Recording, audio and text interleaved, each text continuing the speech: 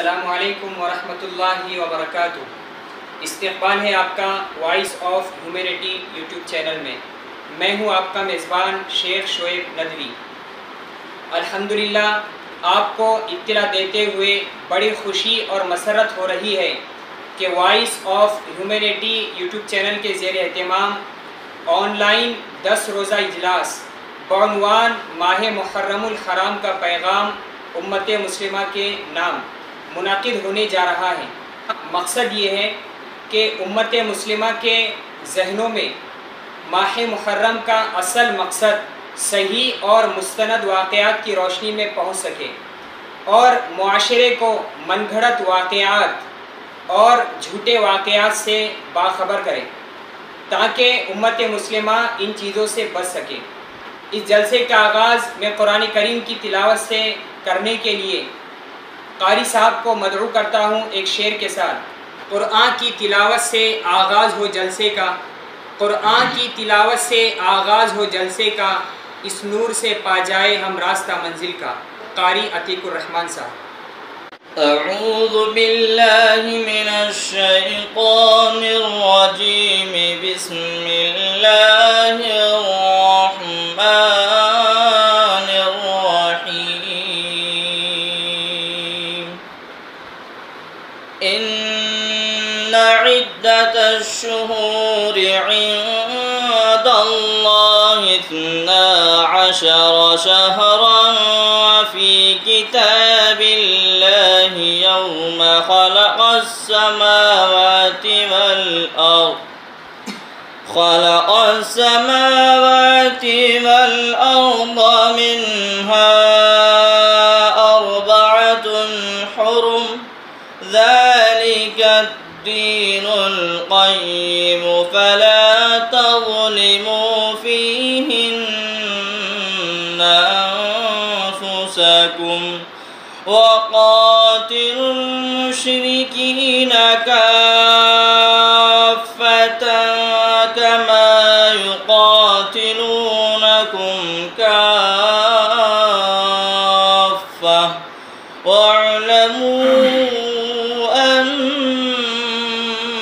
الله مع المتقين۔ إنما النسيء زيادة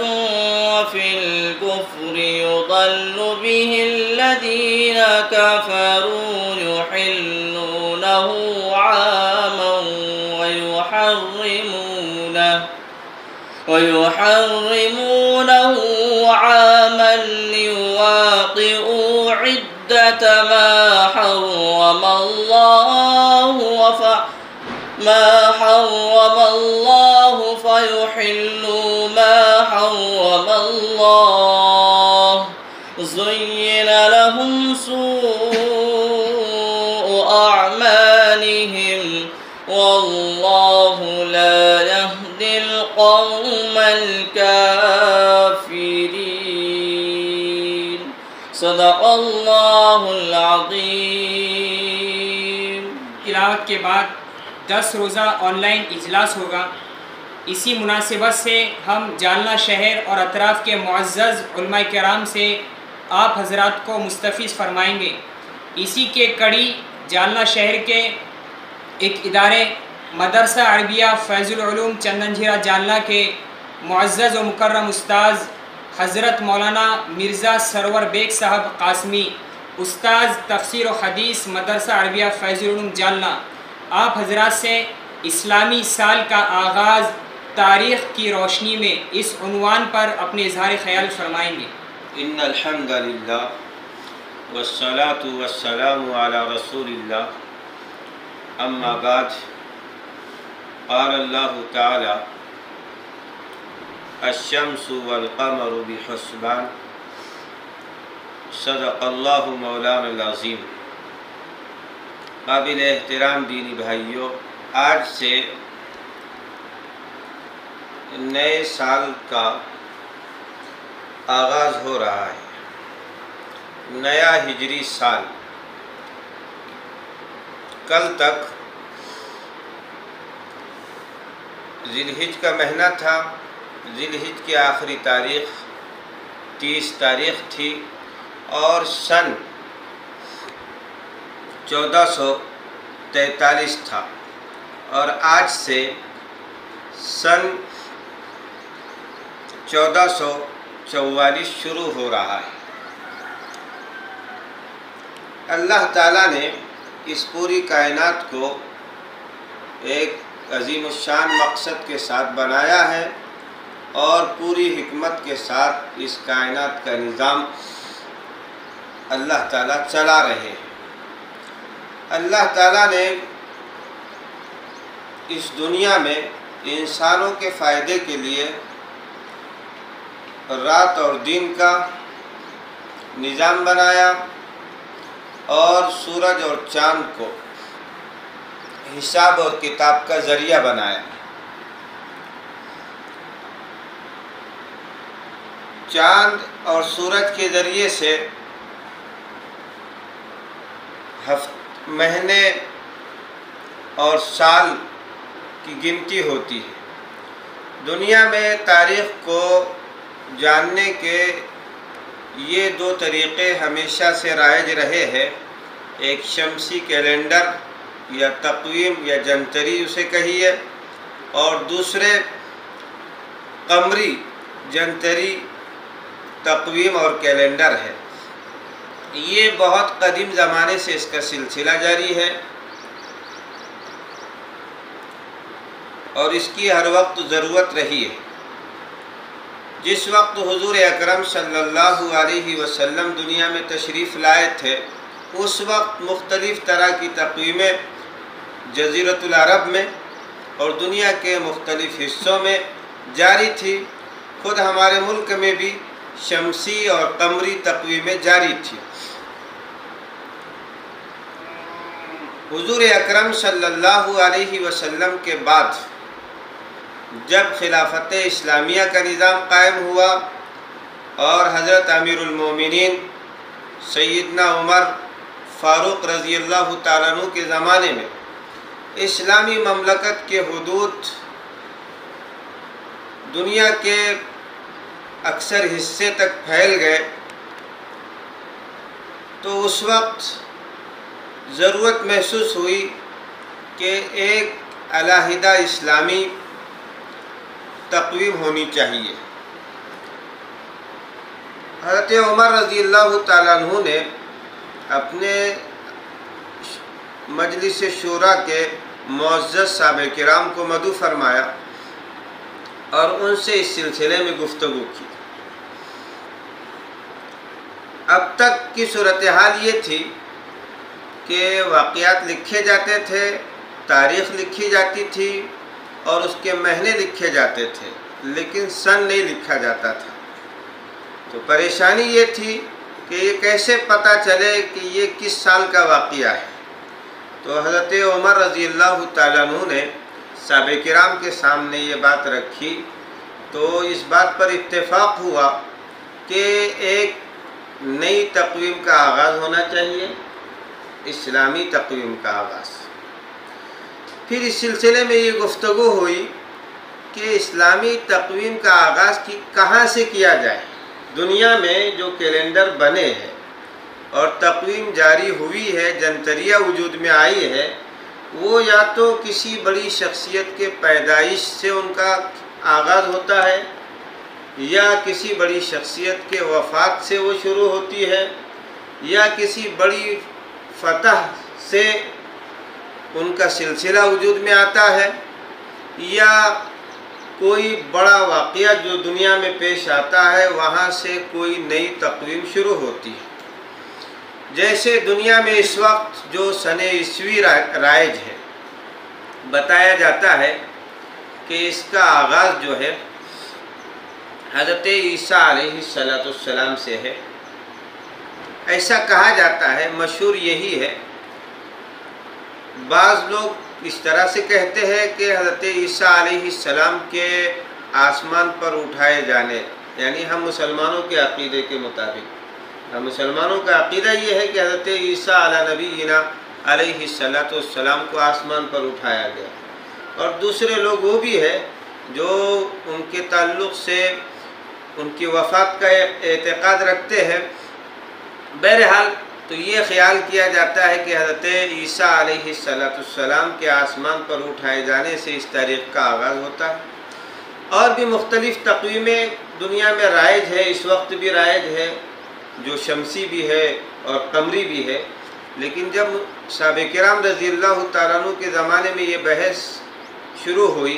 کہ اسلامی سن کا آغاز کہاں سے کیا جائے، تو بہت سی رائے سامنے آئی۔ اس کے لیے حضور اکرم صلی اللہ علیہ وسلم کی پیدائش کا واقعہ بھی ہو سکتا تھا کہ یہاں سے سن ہجری شروع، سن اسلامی، ہجری تو ابھی ہم نہیں بولیں گے، کہ یہاں سے اسلامی تقویم کا آغاز ہو، یا حضور اکرم صلی اللہ علیہ وسلم کی زندگی میں جو عظیم الشان واقعہ رونما ہوا، بعثت والا واقعہ، غار حرا میں جہاں سے آپ کو نبی بنایا گیا، اس واقعے سے اس تقویم کا آغاز ہو سکتا تھا، یا حضور اکرم صلی اللہ علیہ وسلم کی وفات سے، یا تاریخ اسلام میں حضور اکرم صلی اللہ علیہ وسلم کی زندگی میں اور بھی واقعات تھے۔ فتح مکہ کا واقعہ تھا، اور اس سے پہلے غزوہ بدر کی فتح کا واقعہ تھا، صلح حدیبیہ کا واقعہ تھا۔ یہ مختلف باتیں ہو سکتی تھی، لیکن صحابہ کرام رضی اللہ تعالیٰ عنہ نے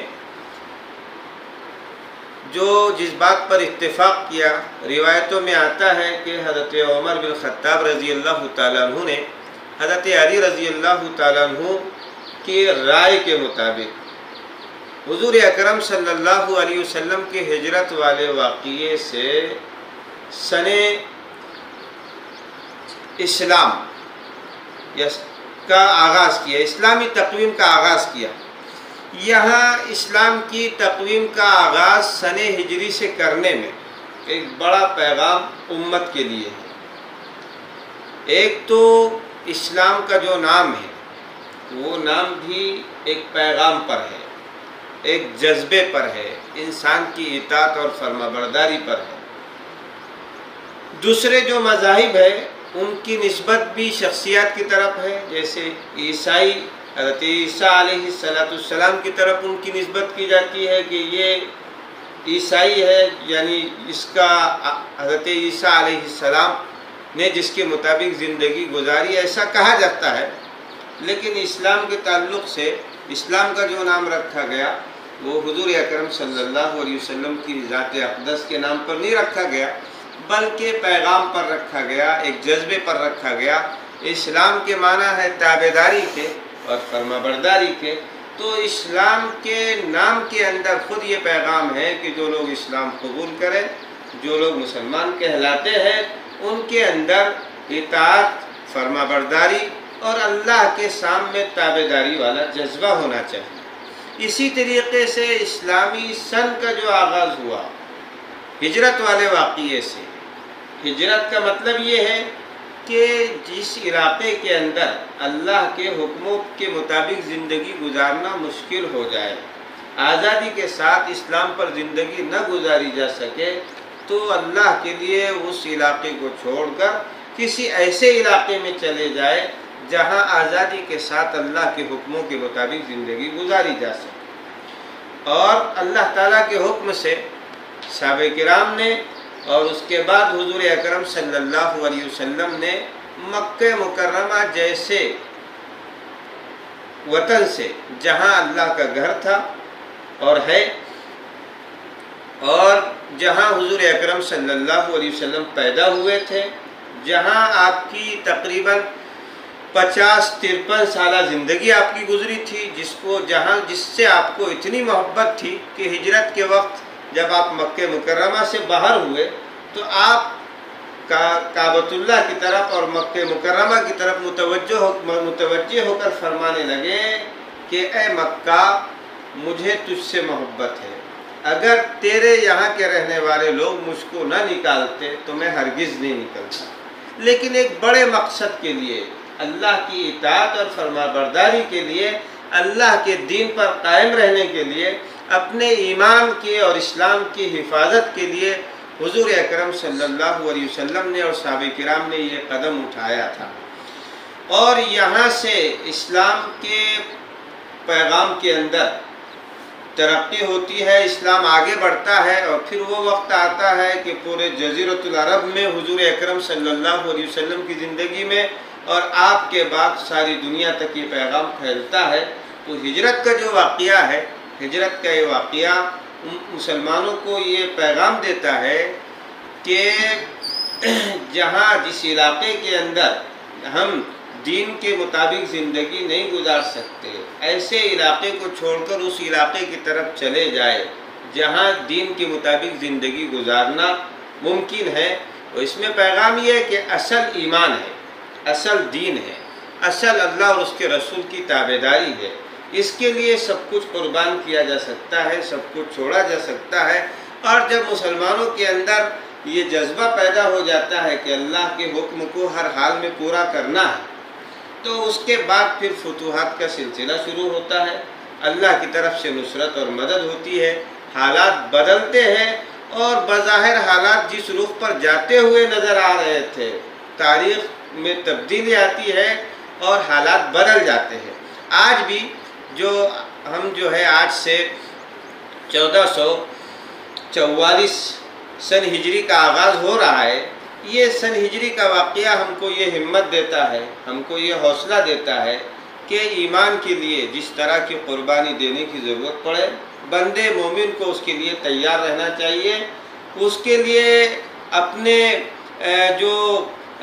خطرات ہیں وہ خطرات کا مقابلہ کرنا چاہیے، اپنے نقصانات کو برداشت کرنا چاہیے، لیکن ایمان کے سلسلے میں اور اسلام کے پیغام کے سلسلے میں کسی طریقے کی کوئی مجرمانہ عمل کرنے سے اپنے آپ کو بچانا چاہیے۔ تو یہ اصل پیغام تھا، شاید جس طرح حضرات صحابہ کرام کی، اور ان میں حضرت علی بن ابی طالب رضی اللہ تعالیٰ عنہ اور حضرت عمر فاروق رضی اللہ تعالیٰ عنہ کی نظر گئی کہ انہوں نے اسلامی سال کے لیے جس تقویم کا سلسلہ شروع کیا، اس کا آغاز کیا ہجرت والے واقعے سے۔ اب یہاں ایک بات یہ بھی سمجھنا چاہیے کہ حضور اکرم صلی اللہ علیہ وسلم نے جو ہجرت فرمائی تھی وہ ہجرت ربیع الاول کے مہینے میں ہوئی تھی، اور سیرت کی کتابوں سے معلوم ہوتا ہے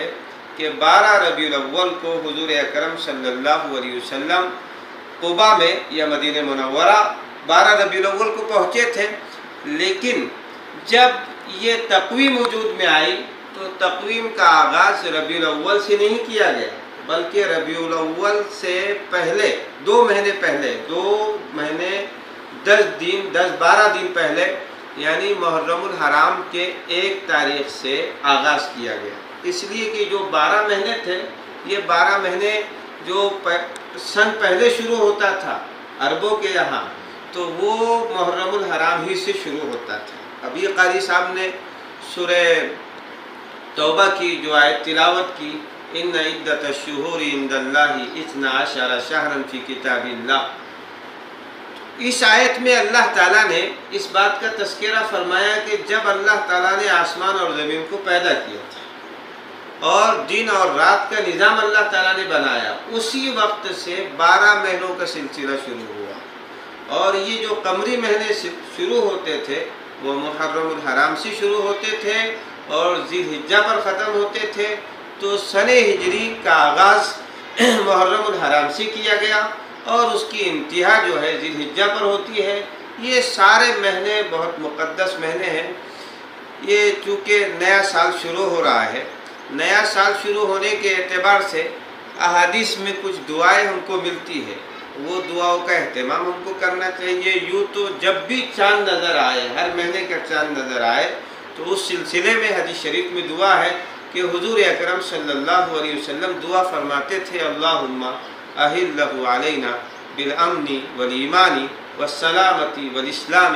والتوفیق لما تحب وترضى۔ یہ دعا آپ پڑھتے تھے، اور اس کے بعد آپ چاند سے مخاطب ہو کر کہتے ربی و ربک اللہ، کہ اے چاند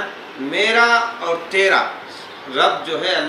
اللہ ہے، یعنی ہم بھی اللہ کی مخلوق ہیں، اللہ کے بندے ہیں، اور تم بھی اللہ کی مخلوق ہے. اللہ تعالیٰ نے تم کو ایک کام کے اندر لگایا ہے اور تمہارے طلوع ہونے سے یہ ایک نئے مہینے کی شروعات ہو رہی ہے. تو ہم کو یہ کوشش کرنا چاہیے کہ یہ جو مہینے شروع ہوتے ہیں یعنی سن ہجری کے، ہر مہینے جو ہے ایک مسلمان ہونے کی حیثیت سے، ایک ملت اسلامیہ سے تعلق رکھنے کی حیثیت سے ہم کو ان مہینوں کے مہینے یاد رہنا چاہیے، مہینوں کی تاریخیں یاد رہنا چاہیے. اور یہ تاریخیں یاد رکھنے کے لیے ہم کو اس کا استعمال کرنا چاہیے. جیسے ہم سن عیسوی کا استعمال کرتے ہیں، شمسی کیلنڈر کا استعمال کرتے ہیں، اور یہ استعمال کرنا جائز، اس کی ضرورت ہے. لیکن ہماری دینی ضرورت یہ ہے کہ ہم جو ہے اپنا ہجری کیلنڈر کو یاد رکھیں اور اس کو استعمال کرنے کی عادت ڈالیں. اور کبھی کبھی اس کا ہمارے گھر میں بھی مذاکرہ ہو کہ بھئی آج کیا تاریخ ہے، چاند کی کیا تاریخ ہے، آج محرم الحرام کی کیا تاریخ ہے. اور اس طریقے سے چونکہ اس زمانے کے اندر ایسا ہو گیا کہ لوگ سن عیسوی کو تو یاد رکھتے ہیں، اور مصیبت یہ ہے ہم مسلمانوں کی، مسلمان نوجوان لڑکوں کی اور لڑکیوں کی، کہ جب سن عیسوی شروع ہوتا ہے تو وہ یہ سمجھنے لگتے ہیں کہ یہ ہمارا سال ہے. اور سن عیسوی کے آغاز پر عیسائی کرسچن جو اپنے خاص بگڑے ہوئے عقائد کے پس منظر میں وہ جو خوشیاں مناتے ہیں اور وہ کام کرتے ہیں جو ہماری شریعت میں جس کی گنجائش نہیں ہے. لیکن مسلمان چونکہ یہ سمجھتے ہیں کہ یہ جو ہے ہمارا سن ہے، ہماری تقویم ہے، تو وہ بھی اس کی خوشیاں مناتے ہیں. ویسے سن ہجری شروع ہو تو اس میں بھی ہم کو کوئی شریعت میں ایسا سبق تو نہیں ملتا کہ ہم اس سلسلے میں کوئی خوشیاں منائیں. البتہ دعا ہے، وہ دعاؤں کا اہتمام کرنا چاہیے. جو لوگ عربی دعائیں پڑھنا جانتے ہیں وہ عربی میں دعا پڑھ لیں، اور جو لوگ عربی نہیں جانتے تو وہ کم سے کم اس کے مفہوم کو سمجھ لیں.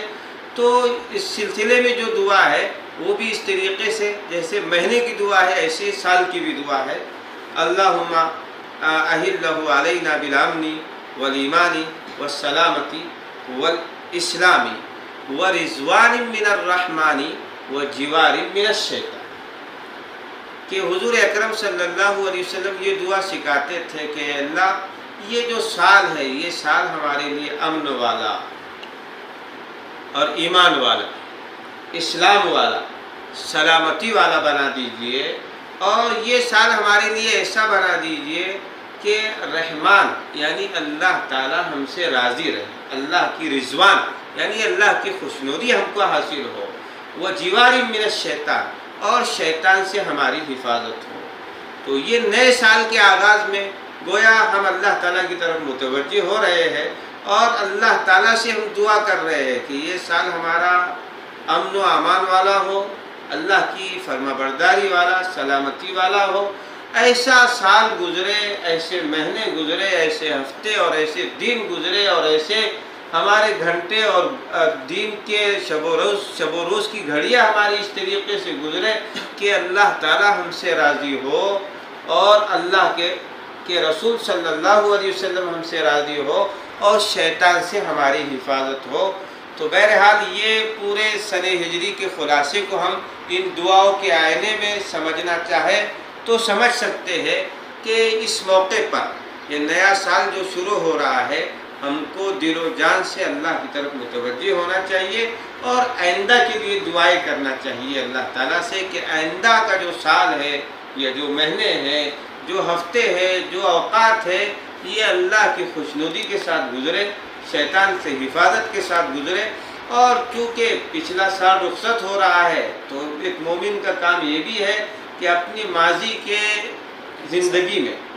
جو کچھ ہوا ہے اس کا احتساب کرے، جو غلطیاں ہو گئی اللہ تعالیٰ سے معافی مانگے، اور معافی مانگ کر جو ہے اب ہم یہ کوشش کریں کہ جو کوتاہیاں پچھلے سالوں میں، پچھلے مہینوں میں، پچھلے دنوں میں ہوئی تو اب ہم اس کو کوشش کریں گے کہ یہ غلطیاں نہ ہو. جو کوتاہیاں ہو گئی اس کی تلافی ہم آئندہ کریں گے. اللہ تعالیٰ اپنے فضل و کرم سے ہم کو عمل کی توفیق عطا فرمائے. اور یہ جو سال شروع ہو رہا ہے آج سے سن ہجری کا 1444 کا، اللہ تعالیٰ یہ سال کو ہمارے لیے برکت والا، رحمت والا، ہدایت والا، سلامتی والا، امن و امان والا اور اللہ تعالیٰ کی خوشنودی والا اور شیطان سے ہم سب کی، پوری امت کی اور پوری انسانیت کی حفاظت والا بنائے۔ وآخر دعوانا الحمدللہ رب العالمین۔